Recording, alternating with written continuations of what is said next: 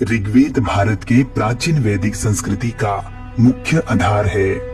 आर्यों ने सप्त सैंधव प्रदेश में अपने आप को स्थापित करने के बाद जो भी प्रथम साहित्यिक रचना की, वो साहित्यिक रचना आज ऋग्वेद के रूप में दुनिया की सबसे प्राचीन साहित्यिक रचना है। सिंधु घाटी सभ्यता के पतन के पश्चात ऋग्वेद ही एकमात्र ऐसा प्रमाणित माध्यम है जो हमें भारतीय उपमहाद्वीप पर फल फूल रही वैदिक सभ्यता के बारे में विस्तृत जानकारी प्रदान करता है।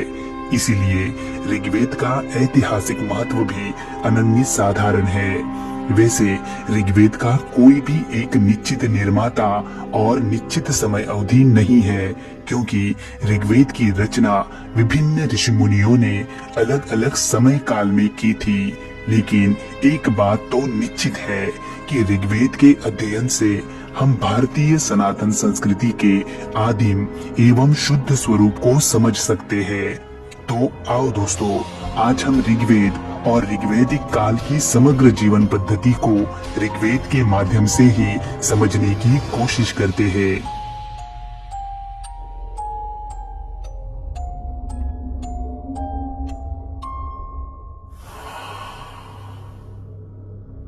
ऋग्वैदिक काल भारतीय इतिहास का वो समय है जब आर्य भारतीय उपमहाद्वीप के पश्चिमोत्तर क्षेत्र पर पूर्ण रूप से स्थापित हो चुके थे।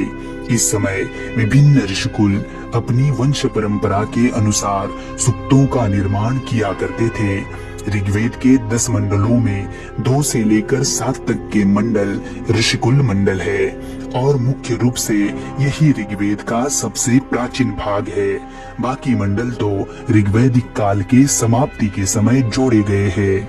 बहुतांश इतिहासकार ऋग्वेद के उन प्राचीन सूक्त रचनाओं के काल को और अंत में संहिता निर्माण के काल को 1500 ईसा पूर्व से लेकर 1000 ईसा पूर्व के बीच मानते हैं और इसीलिए इस संपूर्ण काल को हम ऋग्वैदिक काल के रूप में देखते हैं। प्राचीन काल में ऋग्वेद की विभिन्न शाखाएं हुआ करती थी, जिनमें शाकल, बाष्कल, अश्वलायन, शांखायन और मंडुकायन ये 5 प्रमुख शाखाएं थी। आज उनमें से केवल शाकल शाखा ही उपलब्ध है, जो पिछले 3000 सालों से वैदिकों के पठन परंपरा के माध्यम से बिल्कुल अपने हिंद यूरोपीय भाषा के शुद्ध स्वरूप में टिकी हुई है। और यही कारण है कि आज भी ऋग्वेद की वैश्विक स्तर पर मान्यता बनी हुई है। ऋग्वेद में कुल मिलाकर 10 मंडल है, जिन्हें हम अध्याय भी कह सकते हैं, जिनमें 1028 सूक्त और उन सूक्तों में 10,580 ऋचाएं हैं। ऋग्वेद के प्रथम मंडल के रचयिता अनेक ऋषि है, जबकि द्वितीय मंडल के रचयिता घृतसमद, तृतीय के विश्वामित्र, चतुर्थ के वामदेव, पंचम के अत्रि, षष्ठम के भारद्वाज, सप्तम के वशिष्ठ, अष्टम के कण्व एवं अंगिरा और अंत में नवम एवं दशम मंडल के रचयिता भी अनेक ऋषि है। ऋग्वेद में आर्यों के निवास स्थान के लिए सप्त सैंधव प्रदेश का उल्लेख मिलता है, जिसका अर्थ है 7 नदियों का क्षेत्र। इन नदियों के प्राचीन एवं आधुनिक नाम कुछ इस प्रकार से है। ऋग्वेद में सिंधु को सबसे महत्वपूर्ण और सरस्वती को सबसे पवित्र नदी माना गया है। सरस्वती को देवी तमा, माते तमा एवं नदी तमा भी कहा गया है। ऋग्वेद में कुल मिलाकर 25 नदियों का उल्लेख मिलता है, लेकिन उसके नदी सूक्त में केवल 21 नदियों का ही वर्णन है। अफगानिस्तान की कुभा, क्रुमु और सुवास्तु इन नदियों के साथ साथ ऋग्वेद में गंगा नदी का 1 बार और यमुना नदी का 3 बार उल्लेख मिलता है।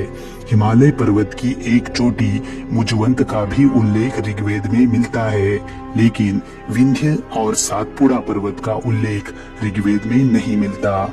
इसी आधार पर ऋग्वैदिक सभ्यता का भौगोलिक क्षेत्र आज के अफगानिस्तान, पाकिस्तान और भारत के पश्चिमोत्तर क्षेत्र तक ही सीमित माना जाता है।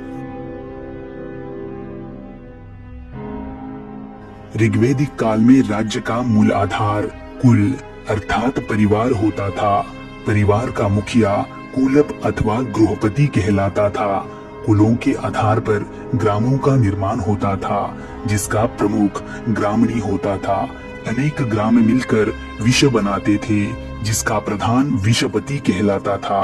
विष से जन बनता था, जिसका प्रमुख जनपति अथवा राजा कहलाता था। अनेक जन मिलकर राष्ट्र बनता था, जिसका प्रमुख सम्राट कहलाता था। इस प्रकार आर्यों की प्रशासनिक इकाइयां 5 हिस्सों में बटी हुई थी, जिनमें कुल, ग्राम, विष, जन और राष्ट्र शामिल थे। ऋग्वेदिक काल में राजतंत्र के साथ साथ जनतंत्र का भी अस्तित्व समान रूप से दिखाई देता है। जनतांत्रिक संस्थाओं में सभा, समिति, विदत और गण ये प्रमुख संस्थाएं थी। इनमें विदत आर्यों की सबसे प्राचीन संस्था थी, जिसमें उपज के भाग का बंटवारा और लड़ाई के पश्चात लूटे गए माल का विभाजन, इन बातों पर चर्चा की जाती थी। सभा समाज के श्रेष्ठ एवं कुलीन लोगों की संस्था थी, जिसमें महत्वपूर्ण विषयों पर चर्चा की जाती थी, जबकि समिति सामान्य जनता का प्रतिनिधित्व करती थी। समिति को राजा की नियुक्ति करने का तथा उसे पदच्युत करने का और उस पर नियंत्रण रखने का अधिकार था। ऋग्वैदिक काल में राजा के अधिकार काफी सीमित थे। राजा ना तो भूमि का स्वामी था, ना ही उसके पास अपनी स्थायी सेना थी। उसे ना तो न्यायिक मामलों में दखल देने का अधिकार था और ना ही प्रजा से कर मांगने का। ऐसे में प्रजा खुद स्वेच्छा से राजा को कर दिया करती थी, जिसे बलि कहा जाता था। बलि के बदले राजा प्रजा की सुरक्षा की जिम्मेदारी लेता था। ऋग्वेद में राजा को गोप्ता जनस्य अर्थात कबीले का संरक्षक तथा पूरा भेत्ता अर्थात नगरों पर विजय पाने वाला कहा गया है। राजा की सहायता के लिए पुरोहित, सेनानी, पूरक, स्पश ये कुछ अधिकारी दिए जाते थे, जिन्हें रत्नीन कहा जाता था। ऋग्वेद में परुशनी नदी के तट पर भरत वंश के राजा सुदास और अन्य 10 राजाओं के बीच हुए युद्ध का विस्तृत वर्णन मिलता है, जो दशराज युद्ध के नाम से प्रख्यात है। इस युद्ध में भरत राजा सुदास ने 10 राजाओं पर विजय प्राप्त करके संपूर्ण भूमि पर अपना वर्चस्व स्थापित कर लिया था। ऋग्वेदिक समाज पितृसत्तात्मक समाज था।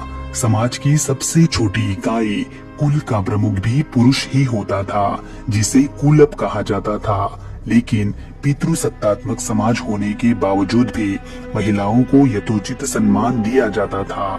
इस काल में महिलाएं राजनीति में भाग लेती थी। समिति एवं विदत परिषदों में महिलाओं की सक्रिय भागीदारी का वर्णन ऋग्वेद में मिलता है। महिलाएं अपने पति के साथ यज्ञ कार्यों में भी भाग ले सकती थी। बाल विवाह, पर्दा प्रथा तथा सती प्रथा का प्रचलन ऋग्वेदिक काल में नहीं था, बल्कि स्त्रियों को समान रूप से शिक्षा प्राप्त करने का अधिकार था। ऋग्वेद में गार्गी, मैत्रेयी, कात्यायनी, लोपमुद्रा, घोषा, सिक्ता, अपाला एवं विश्ववारा जैसी विदुषी महिलाओं का वर्णन मिलता है। इसी के साथ साथ विधवाओं को पुनर्विवाह करने की भी अनुमति थी। ऋग्वेद में आजीवन अविवाहित रहने वाली कन्याओं को अमाजु कहा गया है। ऋग्वेदिक समाज में विवाह को एक पवित्र संस्कार माना जाता था और विवाह में दहेज जैसी कुप्रथा का प्रचलन भी नहीं था। वर्ण व्यवस्था का प्राथमिक रूप हमें ऋग्वेद के 10वें मंडल में देखने को मिलता है, जिसमें शिक्षा में पारंगत व्यक्ति ब्राह्मण, युद्ध में निपुण व्यक्ति क्षत्रिय, कृषि एवं व्यवसाय करने वाला व्यक्ति वैश्य, तो इन सबको सेवा देने वाला व्यक्ति शूद्र कहलाता था। ऋग्वेदिक काल में वर्ण व्यवस्था जन्म या जाति के आधार पर नहीं, तो कर्म के आधार पर कार्यान्वित थी। ऋग्वेदिक काल के सामाजिक जीवन में भोजन की बात करें तो शाकाहार और मांसाहार दोनों प्रकार के भोजन का उल्लेख हमें ऋग्वेद से प्राप्त होता है।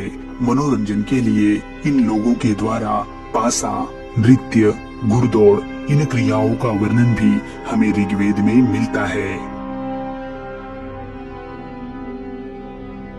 ऋग्वेदिक कालीन आर्य ग्रामीण एवं कबीलाई जीवन जीते थे। पशुपालन उनका प्राथमिक एवं कृषि उनका दुय्यम व्यवसाय था। वे गाय को सबसे पवित्र पशु मानते थे। गाय को अगन्या कहा जाता था, अर्थात गाय की हत्या करना पाप समझा जाता था। गाय को धन के रूप में भी देखा जाता था और उसका विनिमय के साधन के रूप में भी इस्तेमाल किया जाता था। आर्यों की बहुतांश लड़ाइयाँ गायों को लेकर ही होती थी। ऋग्वेद में गाय का 176 बार उल्लेख मिलता है। इससे हम गाय के महत्व को समझ सकते हैं। गाय के पश्चात घोड़ा ऋग्वेदिक समाज का महत्वपूर्ण एवं प्रिय पशु था। ऋग्वेद में अश्व का उल्लेख युद्ध और रथों के संदर्भ में कई बार किया गया है। ऋग्वेद के चतुर्थ मंडल में कृषि संबंधित कार्यों का वर्णन भी मिलता है, लेकिन ऋग्वेदिक आर्यों का कृषि पर कम और पशुपालन पर ज्यादा जोर था। इस काल में व्यापार बहुत ही सीमित था। विदेशी व्यापार का कोई भी प्रमाण इस दौर में उपलब्ध नहीं होता। मुद्रा न होने की वजह से कबीलों के बीच वस्तु विनिमय के माध्यम से ही आंतरिक व्यापार किया जाता था। वस्तुओं के विनिमय के लिए गाय, घोड़ा तथा निष्क का उपयोग भी किया जाता था। निष्क संभवतः स्वर्ण का आभूषण या स्वर्ण का टुकड़ा रहता होगा। ऋग्वेद में बढ़ई, रथकार, बुनकर, चर्मकार, कुम्हार आदि कर्मियों के बारे में भी वर्णन मिलता है। वैदिक सभ्यता मुख्य रूप से धार्मिक मान्यताओं पर आधारित होने के कारण ऋग्वेदिक काल में भी हमें धार्मिक क्रियाओं का महत्व अधिक दिखाई देता है। ऋग्वेदिक कालीन समाज एक से ज्यादा कई देवताओं के अस्तित्व को मानता था, लेकिन उनके सभी देवता प्राकृतिक शक्तियों के प्रतीक थे। ऋग्वेद में मूर्ति पूजा का कोई भी उल्लेख नहीं मिलता। उनके उपासना का उद्देश्य था भौतिक सुखों की प्राप्ति करना और अपने इस उद्देश्य को प्राप्त करने के लिए वे यज्ञ विधि को माध्यम बनाते थे। प्रकृति के प्रतिनिधि के रूप में आर्यों के देवताओं को 3 श्रेणियों में विभाजित किया जाता है। आकाश के देवताओं में सूर्य, धौस, वरुण, मित्र, पूषण, विष्णु, सविता, आदित्य, उषा, अश्विन आदि देवताओं का समावेश होता है। अंतरिक्ष के देवताओं में इंद्र, रुद्र, मरुत, वायु, पर्जन्य, यम, प्रजापति आदि देवताओं का समावेश होता है। तो पृथ्वी की देवताओं में अग्नि, सोम, पृथ्वी, बृहस्पति, सरस्वती आदि देवताओं का समावेश होता है। ऋग्वेदिक काल में धौस अर्थात आकाश की देवता को सबसे प्राचीन देवता तो इंद्र को सबसे महत्वपूर्ण देवता माना गया है। युद्ध नेता के साथ साथ वर्षा, आंधी, तूफान के देवता माने जाने वाले इंद्र को ऋग्वेद में सबसे ज्यादा 250 सूक्त समर्पित है। इंद्र को पुरंदर अर्थात पुरों को ध्वस्त करने वाला भी कहा गया है। ऋग्वेदिक काल के दूसरे सबसे महत्वपूर्ण देवता है अग्नि। मनुष्य तथा देवताओं के बीच मध्यस्थता करने वाले अग्नि को ऋग्वेद में 200 सूक्त समर्पित है। अग्नि के पश्चात ऋग्वेद के तीसरे महत्वपूर्ण देवता है वरुण। जलनिधि का प्रतिनिधित्व करने वाले वरुण देवता पर ऋग्वेद में 30 सूक्त समर्पित है। प्रसिद्ध मृत्युंजय मंत्र तथा गायत्री मंत्र ऋग्वेद से ही लिए गए हैं। सविता अर्थात प्रकाश को समर्पित गायत्री मंत्र का उल्लेख ऋग्वेद के तीसरे मंडल में किया गया है, जिसके रचनाकार ऋषि विश्वामित्र है। ऋग्वेदिक काल में अश्विन को चिकित्सा के देवता के रूप में माना गया है। उगते हुए सूर्य को मित्र देवता के रूप में देखा गया है।